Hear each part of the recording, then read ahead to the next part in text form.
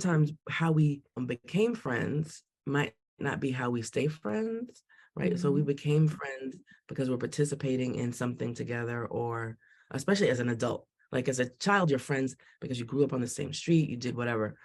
And then how you stay friends, you have to cultivate I that. hear those conversations often about not feeling the connection. And although they're doing the work, reaching out to people, they're not really feeling like it's being reciprocated. And I think sometimes it's about managing your expectation. Like, Welcome to the road to Soul Joy Wellness, where a coach and a therapist explore the journey to living your best life on purpose. Here are Joy Williams and Nadine Huesner, your hosts. hey, Joy, new start, new day. Hey, Nadine. So great to have another conversation. Another And conversation. yeah. Yeah. And, Well, and Joy, I was thinking, about our journey in this life together and our friendship and, the different stages and places we've been in our lives, and we've always stayed connected. There are times where we're in each other's lives every day, every second, wake up thinking about Joy. And there are days where, because of life and the distance that may be between us physically, we may speak occasionally, but you are one of those people in my life where if I haven't spoken to you in a month or 2 months or 6 months, it feels like we just spoke the day before, like we just pick up from where we were. So, and it just really got me to thinking about the different relationships and friendships that I've had through my lives. And I have this category or this title. I call them my take-alongs. You, Joy, are one of my take-alongs. That no matter where I am in my life, my journey, my experiences, you are one of those people that will always be there in some way or in some capacity. that is so great to hear. So thank you. Thank you. Because I hadn't used take-alongs before, but I think I like that.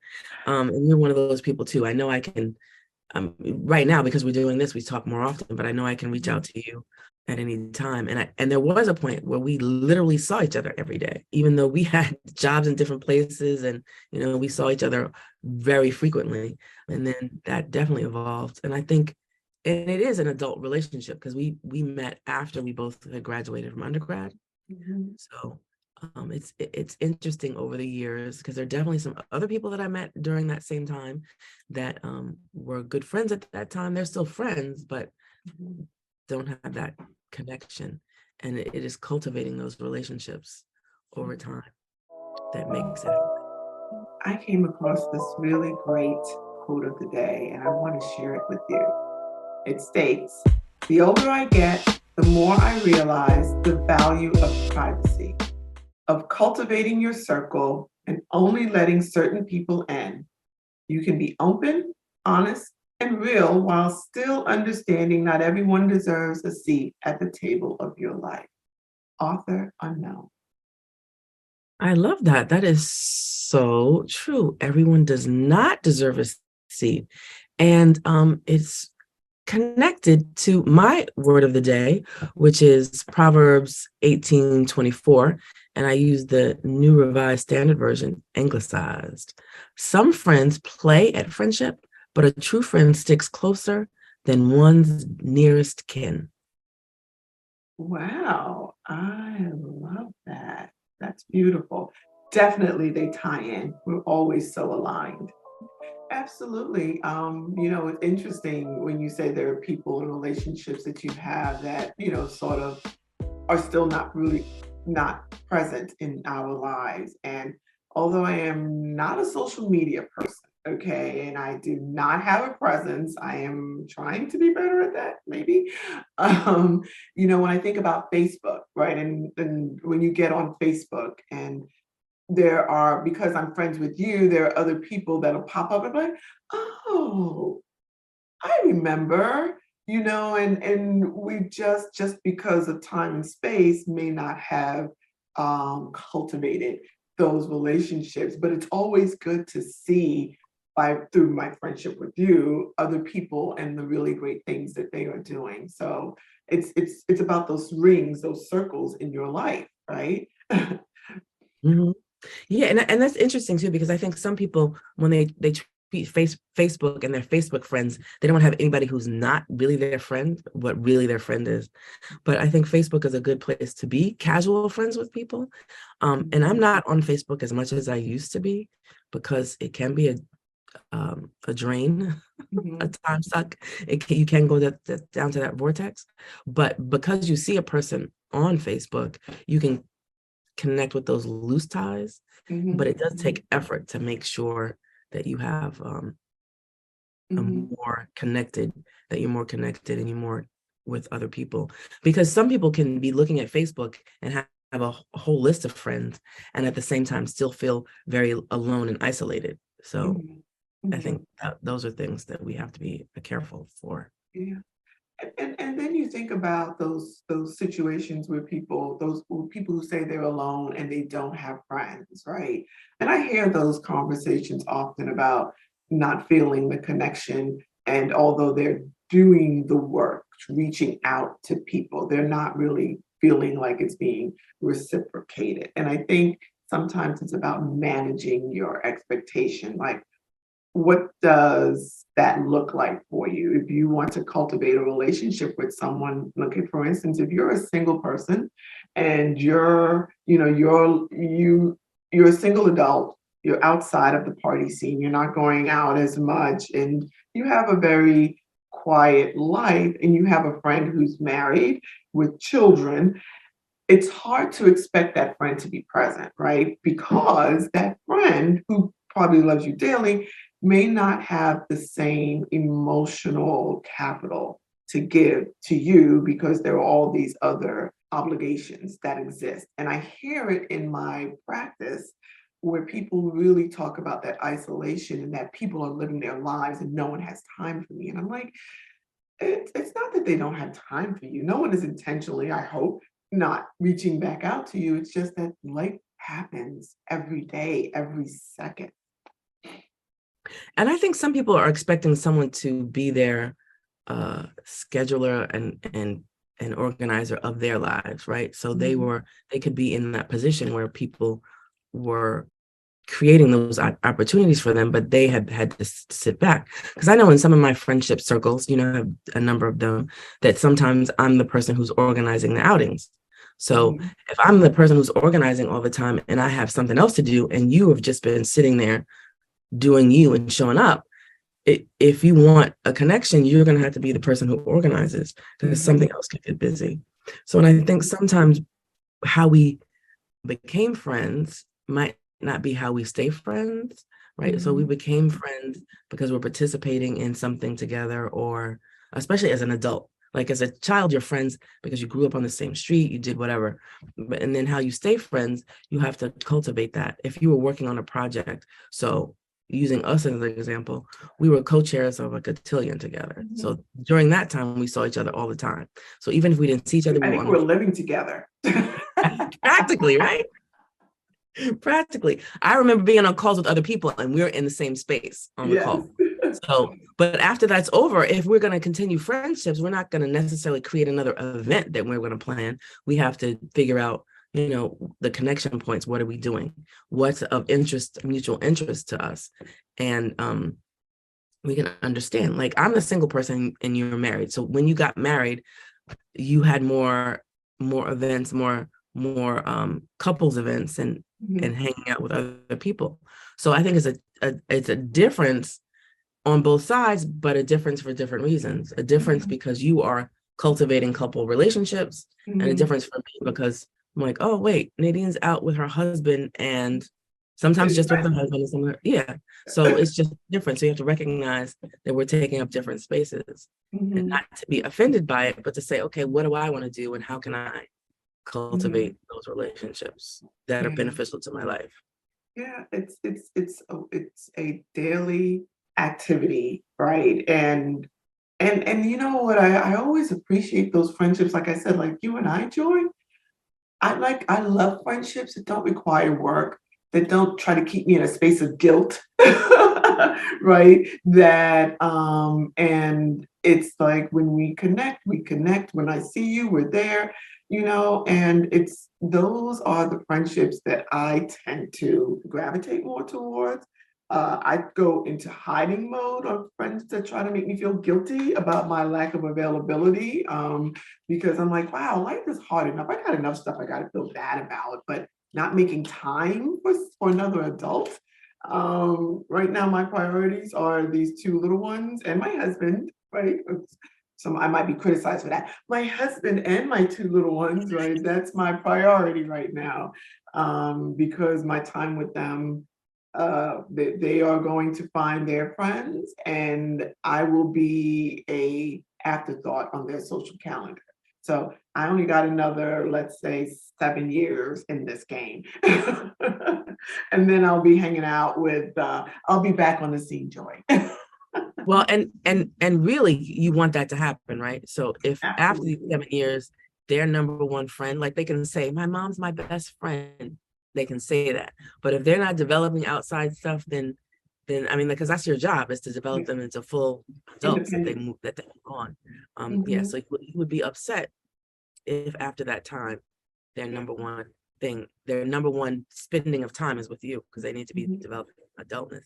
And I think some people, when people talk about besties, um, which is cool to talk about, but some people put that guilt, when you mention guilt, they put guilt on people because they feel like that someone who holds that spot as their best friend or have these obligations. And I think naturally for me, I don't do that. Um, Mhm. so I have a more relaxed outlook on it, but I think some people stress themselves out because they have this set of expectations, real or imagined, from a friend, and that friend doesn't live up to that. Then Mhm. it causes excess stress. So I think we have to be And clear on that. and as you mentioned that word bestie, right? It's a term that's used today very frequently, right? So um, someone may say, hey, bestie to you, but that's like saying, hey, girl, right? And I think until we can use the Urban Dictionary and translate it, a lot of people are getting caught in that, hey, bestie. Oh, you think I'm your best friend? No, that's like me saying, hey, girl, or what's up kind of thing. So that word bestie is a word that when you and I and in years prior, that was a word that held meaning and significance, but it's a flippant term. My daughter calls me bestie. I know I ain't her bestie because I don't know all the secrets. Okay. I like whatever. She calls her dad bestie. Hey bestie, how you? Grandpa, hey bestie. And it's not in the way that we interpret it. Oh my God, she thinks she's just like, I like you for the moment. That's what it means. In the moment, you're on my good list. That's too funny. That's too funny. And that's interesting. That brings us to the point of how we cultivate relationships. Because as younger people, as early adults, and those things. So now, in these days, and the days of, especially during the pandemic, right? How are you cultivating and making new friendships? So I'm thinking of the people, if I list them, that are my newest friends, and outside of Alpha Kappa Alpha, we'll use for an instance, making them, because some of them are even in Alpha Kappa Alpha. How are we making those new friends would be, um, I think for me, it's things that I'm interested in, or places where I go that are around my interests, as Mhm, opposed to, and when I was in school, it's because we're in the same school. We can have mhm, some interest because we're in the same school, or because people live across the street or down the street or whatever. So those things are like, I've met people because we're entrepreneurs and we're pursuing entrepreneurial pursuits. You're creating those networks, which is the mhm. networking term. So creating those networks and cultivating those relationships, which Yeah. is, you have something to offer, they have something to offer. Mhm. So Yeah, yeah. And having that common ground, like what are those common interests? There was a social media social app, I don't know what they're called, but it was one of those apps where you put in what your interests are and then it'll give you like people within that area that have a similar interest and you can do meetup. I think it was called, Oh but yeah, then it there's a turned meetup app. Yeah. a Meet Me Up app, and I think it probably turned into something a little bit more. Well, Meetup, because I have a profile on Meetup. So like if you really want to hang out with people who are entrepreneurs, you want to hang out with people who are fitness junkies, there's all sorts of things that you could search for. Yeah. Mhm. It is Yeah, called Meetup. yeah, Yeah. Because it does take effort to find new people if you're an adult. And this could be not just age-wise, right? Because at a certain point, because you're connected to people in school, a lot of your friends are around that same age range. yeah. Hmm. Yeah. And And for then you as a parent, you meet people in, like definitely I have from high school, I have one person I am still friends with, just one. Okay, and you know who that culprit is. I Um, do. from college,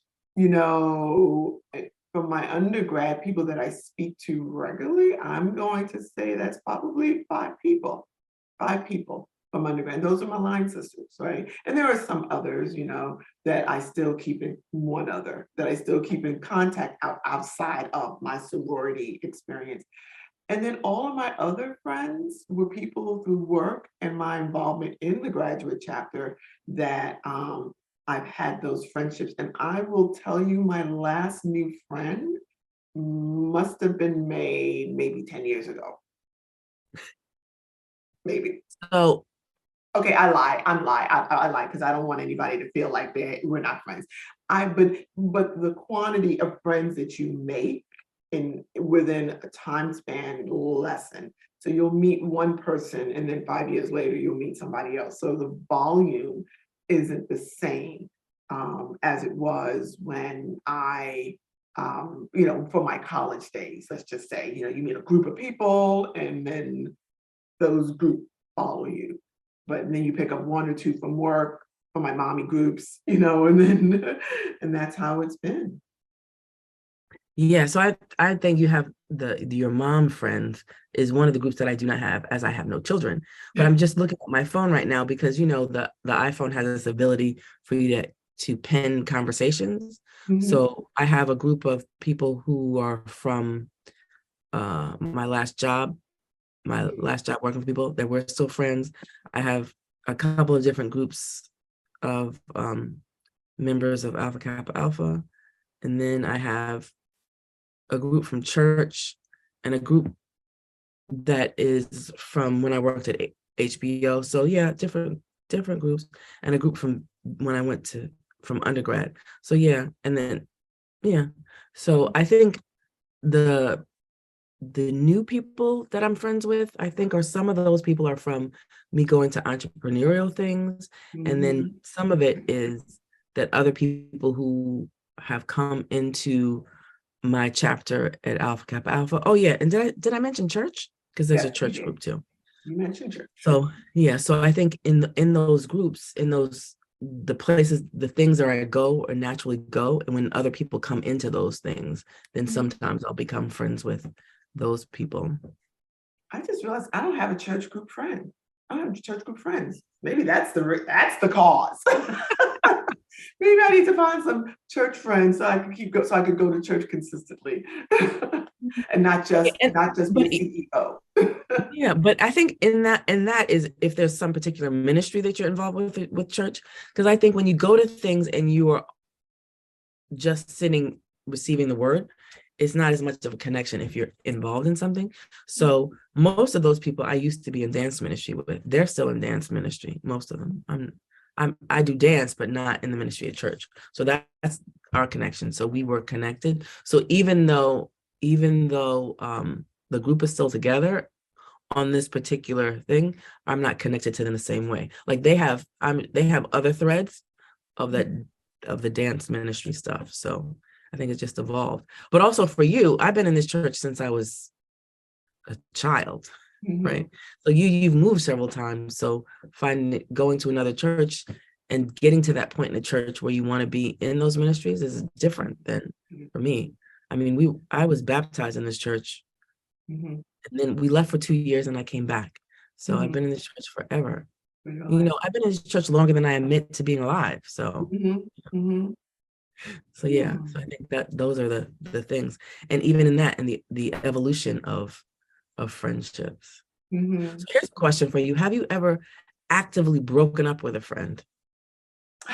I don't think I have actively broken up with a friend. Maybe some might have actively broken up with me and I didn't realize that's what was happening. But no, I have not actively broken up with a friend. What happens is you just don't reach out as much, you don't call as much, you don't really realize. It's almost like you wake up, you're like, huh, remember when I used to speak to so and so every day, but not so much now. So no, I haven't. Mhm.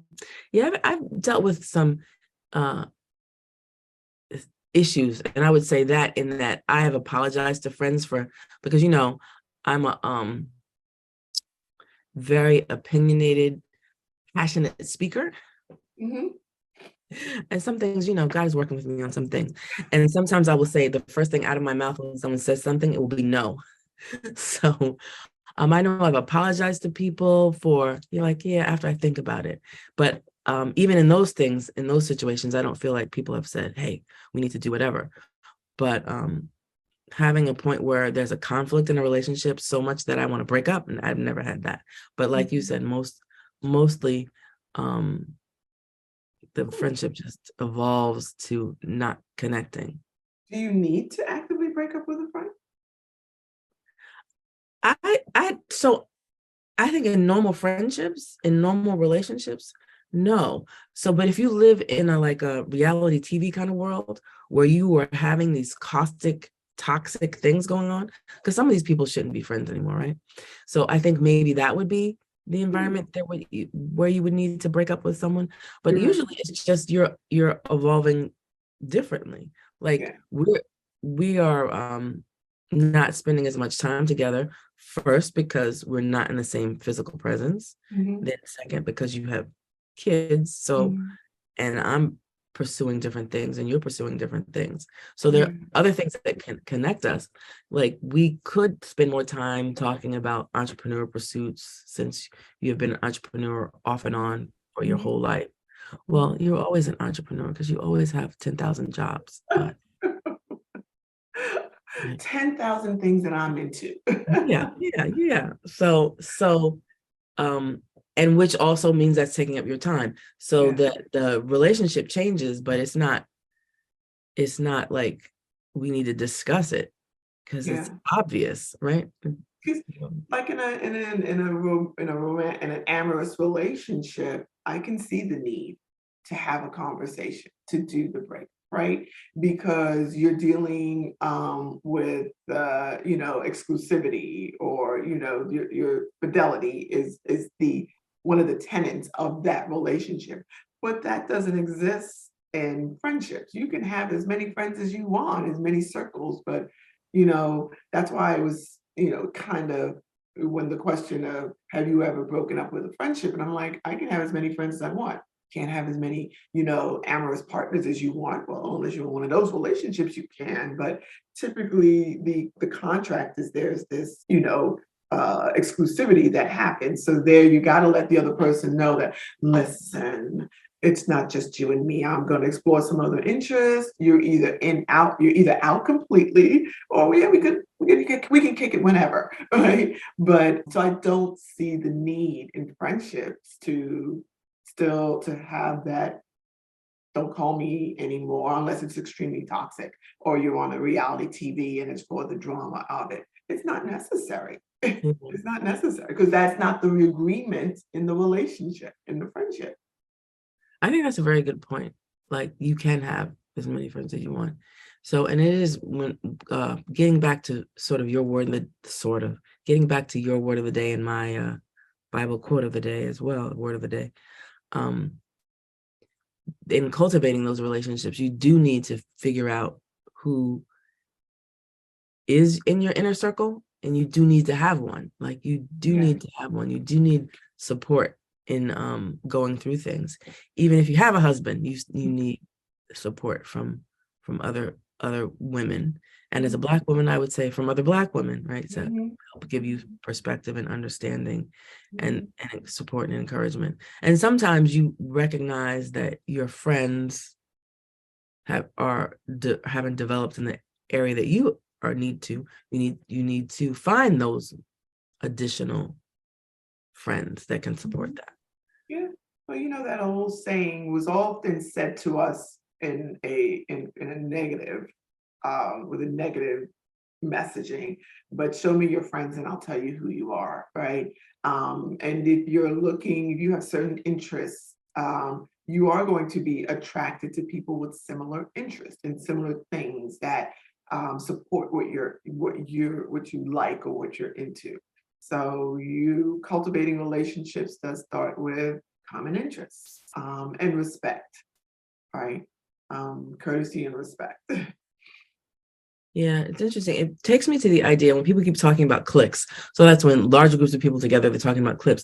Like you cannot really be the same level of friends with everybody you meet, right? So if you're in a group and there are more than 10 people, it is likely that you are going to have a closer relationship with some than the other. Absolutely. And not because you dislike the people, but it's just the way friendships evolve. Like-minded. Yeah, like-minded. And then when you go through some things as friends, because I think of going through some things as friends doesn't mean like the friendship going through things. When either side of the friends has some things happening in their life and how people step up to be helpful or people don't, then that's how your friendships evolve. There's a challenge, then someone is there for you. You are or you're there for someone else, and that you feel closer. And then when you meet people, sometimes you aren't sharing every little bit of your life the first time you meet somebody. So I think that's an evolution as well. Absolutely.